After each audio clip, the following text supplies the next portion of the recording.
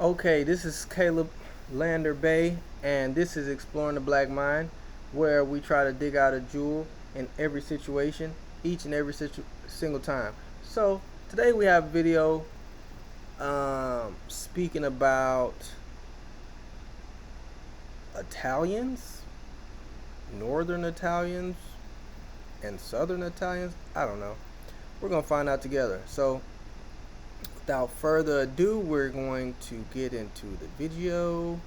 Let's see what they're talking about.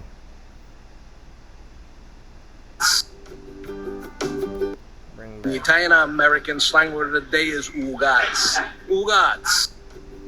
Ugats. That means Italian Americans are Southern Italians adapted to the North American context.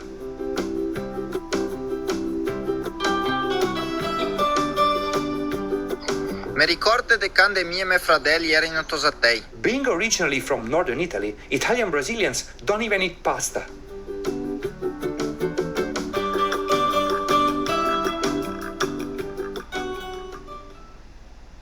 I don't know if you've ever noticed this, but when you hear the surnames of famous Italian Americans, such as, I don't know, Sinatra or Cuomo, which is Cuomo in Italian, or Rigitano, which is the real last name of Pope Leo, as I explained in this other video that I link in the description down below, they always sound very, very Southern Italian, because 95% of the time these families originally came from Southern Italy.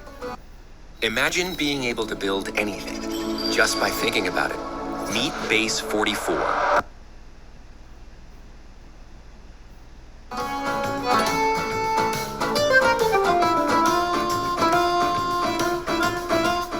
On the other hand, if we look at famous Brazilians or Argentines of Italian descent, like former Brazilian President Jair Bolsonaro or Pope Francis Jorge Bergoglio, we find something completely different. The vast majority of these surnames originally came from the north of Italy.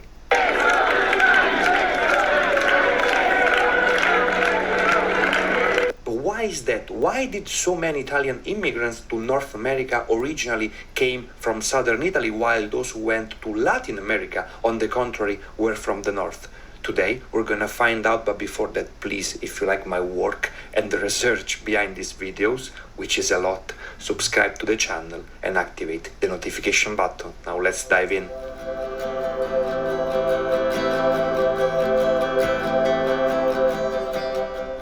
As many of my subscribers who are descendants of Italians know very, very well, between the end of the 19th century and the beginning of the 20th, Italy was characterized by an unprecedented migratory phenomenon, the so-called Italian diaspora, the story of many of you.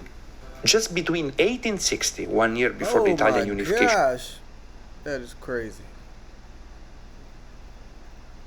Dang. Look at that. Let me move this out the way. Hold on.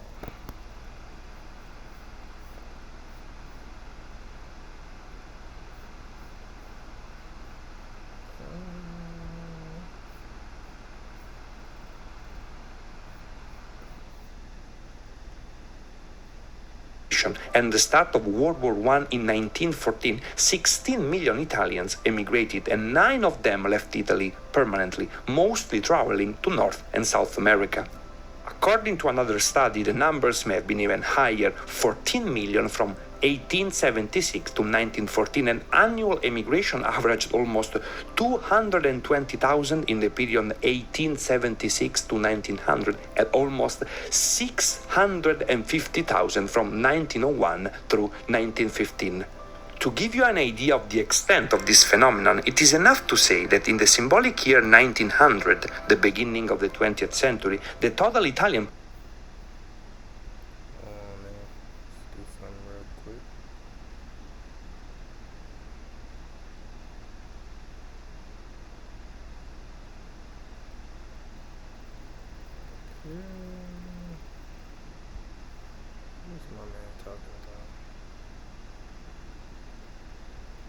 population amounted to just over 33 million. This means that in that period between the two centuries, almost half of Italians emigrated.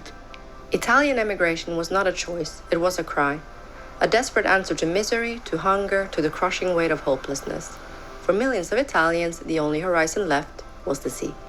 But unlike what many foreigners, but also many Italians think, the first big wave of migration between 1876 and 1900 affected northern Italy much more than the south, traditionally considered poorer and more backward. In the 1870s and 1880s, both the poorest regions of northeastern Italy, like Veneto and Friuli, but also the richest of the northwest, such as Lombardy and Piedmont, were hit hard by a deep agricultural crisis. These areas had been traditionally dependent on small-scale farming, but new international competition, falling prices, and outdated land structures pushed thousands into poverty. At the same time, as I explained in these two videos that are linked in the description down below, countries like Argentina and Brazil were actively recruiting European labor to develop their agriculture and expand their economies. Sound like slavery to me. Be honest, bestie. Are you still hanging on to those crusty old paper posters? Listen, I'm all about nostalgia. They was recruiting European laborers. That don't make sense. All right, let's hold on now. Put a pause, put a pin in. Penny. Sit.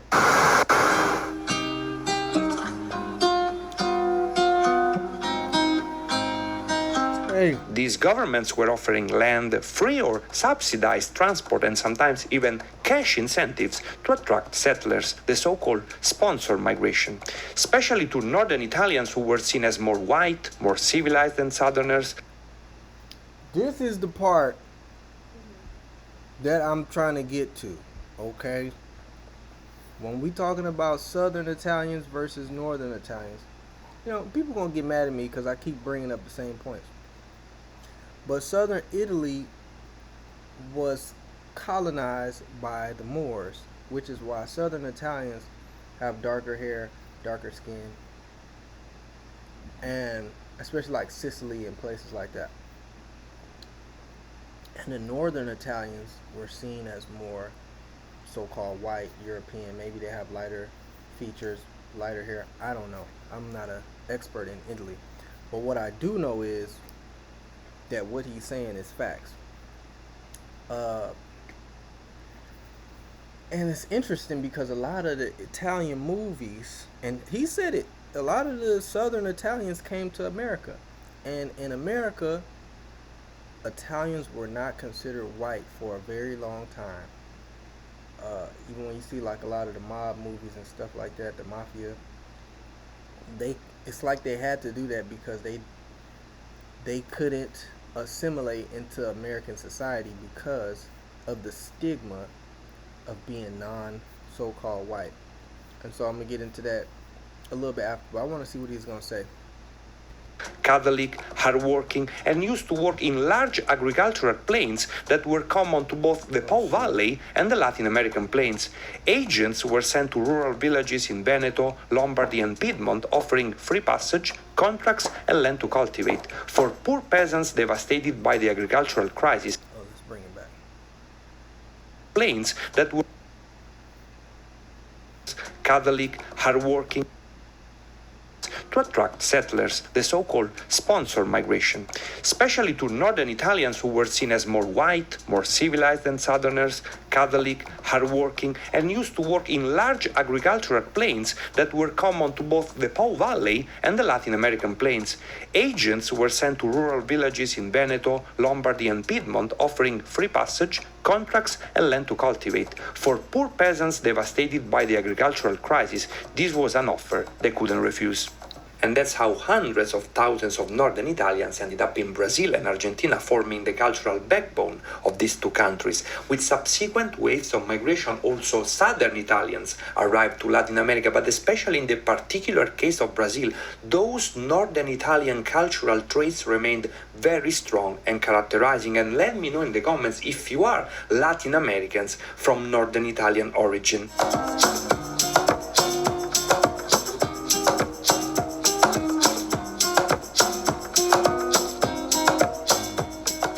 During the the second part of the Italian diaspora, which occurred at the beginning of the 20th century, emigration from southern Italy that until then had been a minority exploded. This shift was caused by a combination of deep economic and social issues. After the unification of Italy, the South, already struggling, was hit by new taxes, land reforms that failed to help small farmers, and a general lack of industrial development. Most southern Italians were landless peasants working on large estates owned by absentee landlords with little hope of improving their condition. Meanwhile, the population was growing rapidly, putting even more pressure, and natural disasters like the 1908 earthquake in Messina and Reggio Calabria made things worse. At the same time, the most popular destinations for Italian immigrants in the late 19th century, Brazil and Argentina, had already begun putting restrictions on immigration. So when the great wave of southern Italian migration started, the doors of Latin America were closing. On the other hand, the United States was becoming a major actor on the international scene, experiencing rapid industrial growth and an enormous demand for labor. This combination of posh factors in Italy and poor factors in the US drove millions of southern Italians to leave their homeland and settle primarily in North America. Can I show you an insanely good risk-reward trade? You see, it's actually joining the vault right here, which is my free community. And this is the story of many YouTube.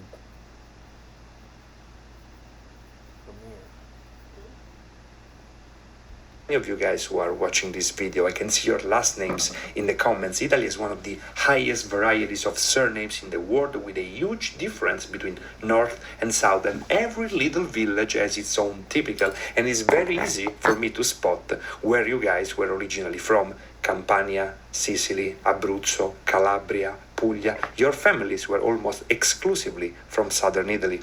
According to most studies, about 4 million Italians arrived at Ellis Island between 1900 and 1920. The last year, the United States adopted an open immigration policy before strong restrictions took place. And looking at the records in the Ellis Island archive, including those of my descendants, it is striking to notice that 95% of the surnames come from the former Bourbon Kingdom, from southern Italy in short, and a very similar story involved Canada. There too, even if with different timing and figures, Italian immigration was almost exclusively from the south, from Calabria in particular.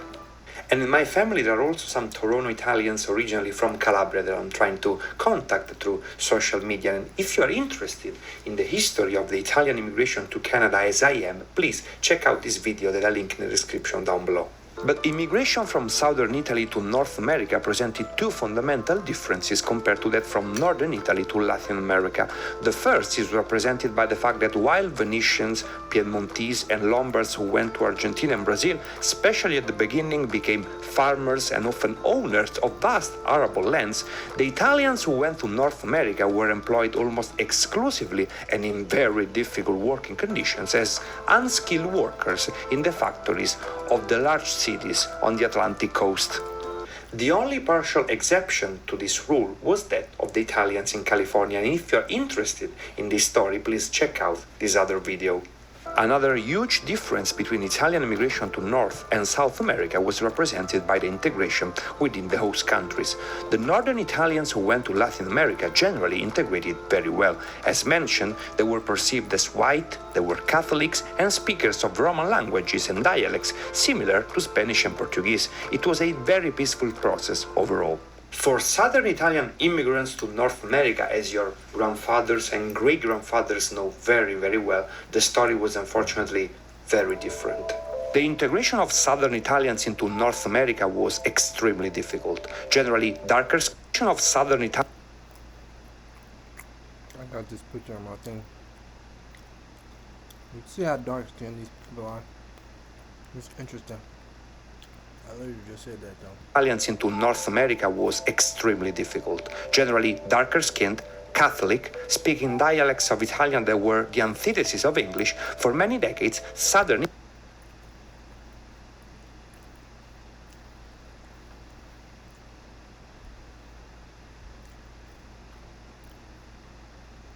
I want y'all to pay attention. This is a big aspect of what I'm saying. I'm trying to eat, so, forgive me. But the concept of race, as we know it in America, is a lie. And the same people that people are referring to as white in 2025, 100 years ago, were outcast by so-called white people. So it makes you wonder, what is it? Who's white? Who's black? What is black? What is white? And what are we even talking about? And what are we fighting about? So just want you to think about that before you just judge all so-called white people and put them all in the same box. Because a lot of them came over here in worse conditions than you, even though you don't want to believe that. But a lot of them had a very difficult time. A lot of people say stuff like, oh, generational wealth, white people had a 400-year head start on us and they got generational wealth and that's why they're successful. No, that's a lie. A lot of them came over here maybe 75 years ago, 100 years ago, 50 years ago, and they figured it out. It's not generational wealth. It's not a head start. It's just hard work and no complaining. But I digress. Let's get to it. Italians were not even considered white by the Anglo-Saxon majority and were subjected to very serious racial and considered extremely difficult, generally darker skinned, Catholic, speaking dialects of Italian that were the antithesis of English. For many decades, Southern Italians were not even considered white by the Anglo-Saxon majority and were subjected to very serious racial discrimination, including lynching and other types of physical aggression. He said what? Racial discrimination, including lynching? Look at what it say. A wop, a pound of spaghetti and a red bandana, a skillet and a corduroy suit. Add garlic, what make for him stronger the must, and a talent for blacker the boot. What? So basically he's saying that Italians was good at shoe shining. Oh, y'all probably can't even see that. I want y'all to take into consideration of this before y'all start being so racist. And this is the purpose of this channel, to unlock and uncover the lies in the black mind. Not the black mind, but the mind, where diamonds are found, where precious minerals are discovered. So what are we really fighting for? Now, and see, don't let these Italians and these Irish people finesse you into believing that they white and they had some type of part in slave trade, because that's a lie. So the thing about information and the thing about educating yourself is that you don't allow other people to lie to you about what really happened and make you feel bad about your current situation. Meanwhile, they're hiding the dark past of their situation. See what I'm saying? So I'm not saying to be mean, like to poke fun at people. That's not what I'm saying. What I'm saying is to know who you are, know who everybody else is, and then you could find your place in the world. But if you don't understand your history and you don't understand other people's history, then you're gonna fall victim and succumb to all type of lies. You know what I'm saying? So let's get to it. Very serious racial discrimination, including lynching and other types of physical aggression. And even today that the situation has improved dramatically, this enormous difficulty in integrating into the North American mainstream has left Italian American communities with a strong sense of another identity, of diversity, of distinct Southern Italian heritage.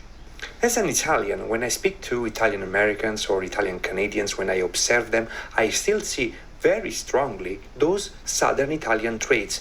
Italian Americans are Southern Italians adapted to the North American context, but those influences are definitely still there in the food, in the way, like I do, of gesturing with their hands, in the way of dressing, in the incredible influence of Southern Italian dialects into Italian American slang. I turn to him and say, Pop, ma che fai?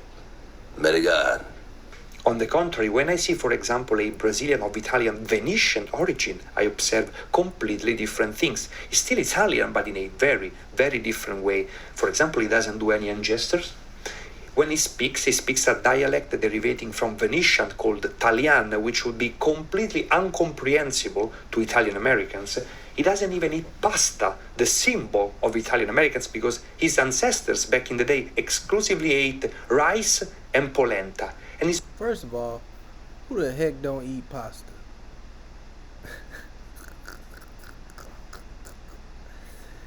Ooh, that's funny. All right, let's get back to it. also visually very different. Mi ricordo de quando mie e miei fratelli erano tosatei. Di sta se andè a do a giocare con gli amici tutta la mattina per dopo tornare a casa al mesdì. E il nonno tornava sempre dall'orto con sacco di patate, segole, fasui. And this variety and cultural differences within the Italian diaspora are extremely fascinating to me. Let me know in the comments if you perceive them as well. See you in the next one. Okay, so since we got through that, I'd like for y'all to, oh shoot, where we at?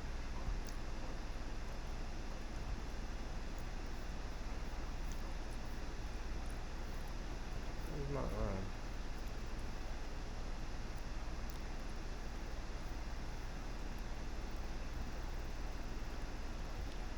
let's see, okay, cool. Follow me real quick. And we're going to true crime.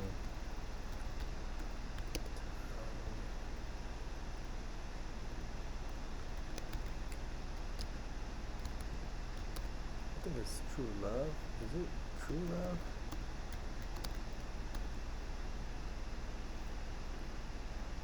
Man, what is that? What is the name of that? True Romance. There we go.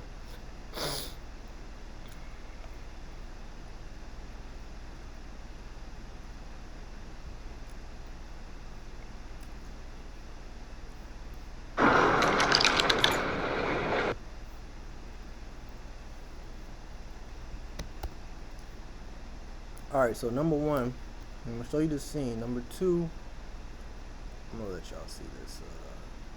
I'm going to show you Pope Francis coat of arms. So he said this is it Pope Francis? No, it's not Pope Francis. What's that boy name? What's his name?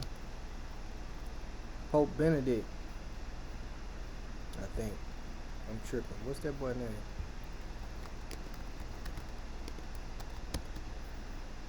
Yes. My boy Pope, where is he from though?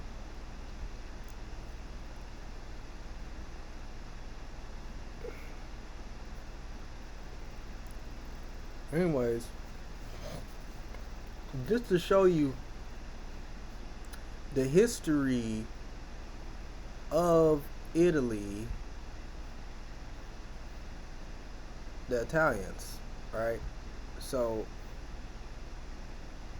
this is something that they don't really talk about.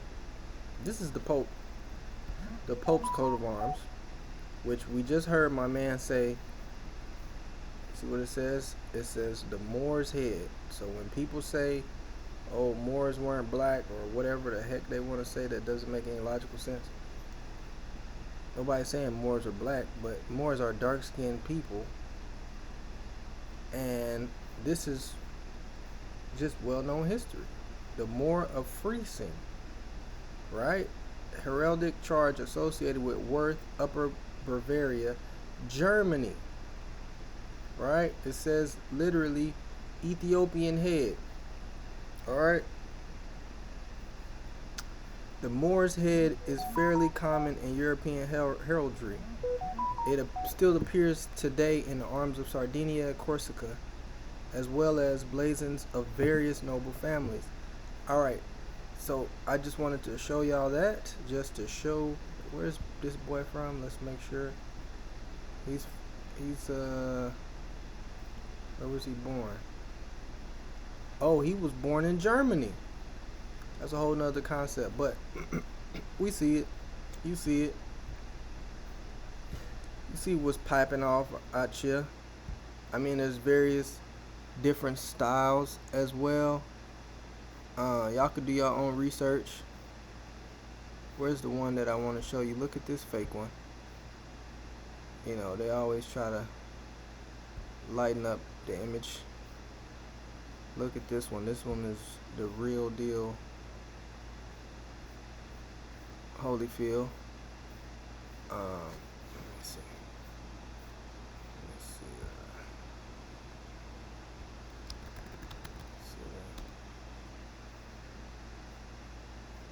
Here's a big picture. Here we go. You see him sitting under there. This is his real. This is real coat of arms. So I just want y'all to, you know, understand what's the conversation. The conversation is that the Italians, a lot of them, zoom type, most of them have Moorish heritage. If they didn't, they wouldn't sport these things in their coat of arms. That shows lineage, that shows heritage, and the lie that so-called black people were just slaves and didn't own anything and didn't rule anything is one of the biggest misconceptions. So we're gonna get into this and then we're gonna close it out. Okay. This is hilarious. Frankie, tell Luca to go outside and do you know what? Vai fuori, tu sai che da fare. Sì, Flo. Punta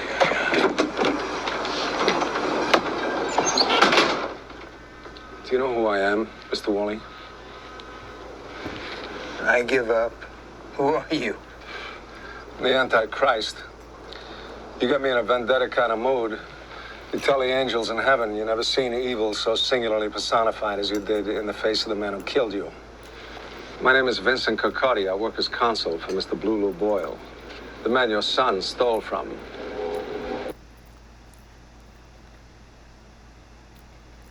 All right, peep the scene, peep the scene. I hear you were once a cop, so I can assume you've heard of us before. Am I correct? I've heard of Blue Lou Boyle. Glad. Hopefully, that will clear up the how full of shit on my question you've been asking yourself. We're gonna have a little Q&A, and at the risk of sounding redundant, please make your answers genuine. You want a Chesterfield? No. I have a son, my own, about your boy's age. I can imagine how painful this must be for you, but let me shed some light. That whore your boy hangs around with, hightailed it out of there. Would have got away with it, but your son... Saying that he got married.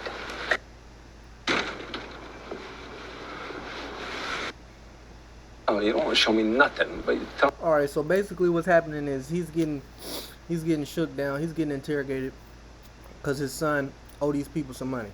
He keep getting punched in the face. Obviously, you see he don't care. But I'm trying to fast forward to the part where he actually gets to it. Y'all can watch this on your own. It's a good movie too, true romance. You got it. So now he's asking for a cigarette. At first he said no. Now he's like, all right, let's get it. Oh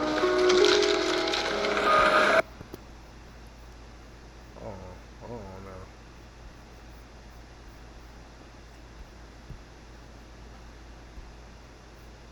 All right, get back to it.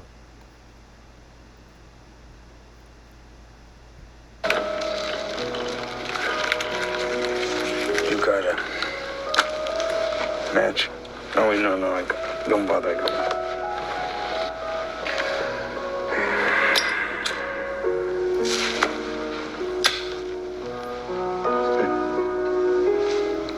You're Sicilian, huh? Sicilian.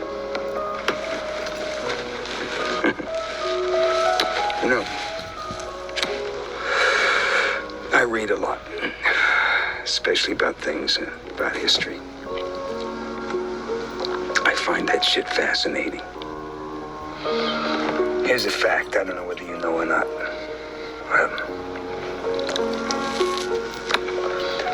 Sicilians were spawned by niggers. What that boy just saying? Were spawned by niggers.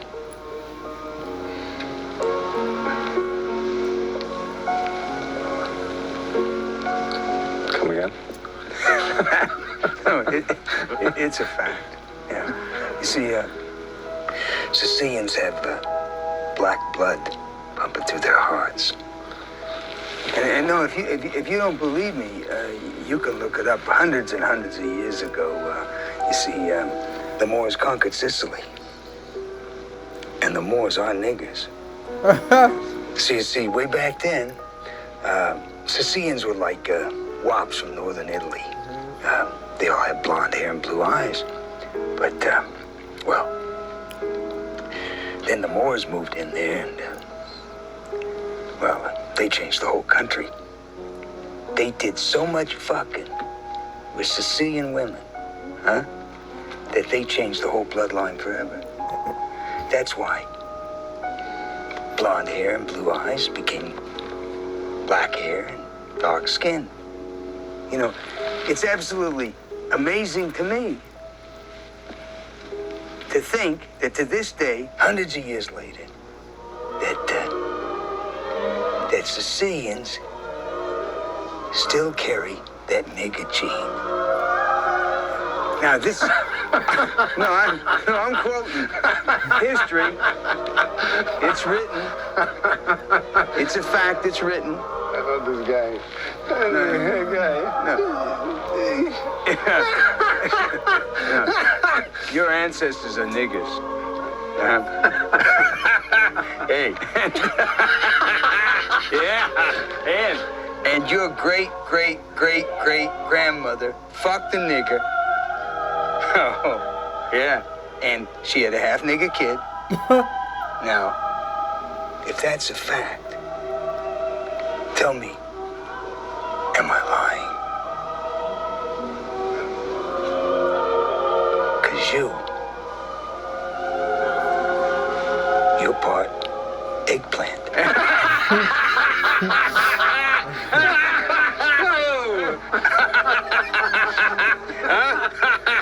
Hey. You're a cantaloupe.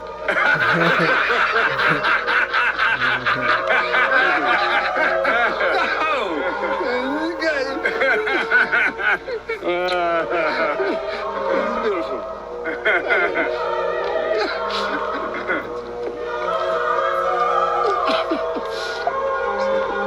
Now he know he just pissed him off. So, I mean, look. The reality is the reality. He's about to get shot. So we don't really have to see that. But this is something that people have to open up to and wake up and see the truth. The history books already show it. Historians, PhDs, people know. Academics know. But they decide to cover it up. I don't know, for whatever reason, but you know, it's a fact. So with that, you know, like, comment, subscribe. Let me know if you like these type of videos. If you don't like it, if you disagree, well, you know, be in the comments disagreeing. You know what I mean? If you think I'm lying, look it up. You know, if you know, the main thing that's funny is that people think so-called black people make up history to make themselves feel good. But this is a European that's obviously from Northern Europe or something like that. This is Hollywood expressing the truth. So without further ado, you know, we're gonna stop it right here. I'll let me later.